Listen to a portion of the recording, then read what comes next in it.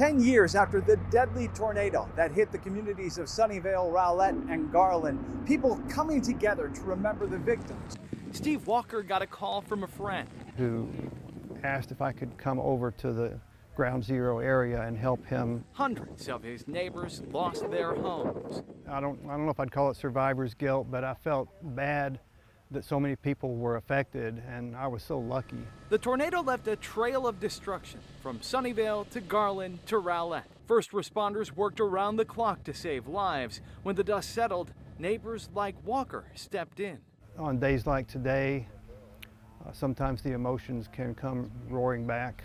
His organization, Rowlett Strong, raising money for survivors and first responders.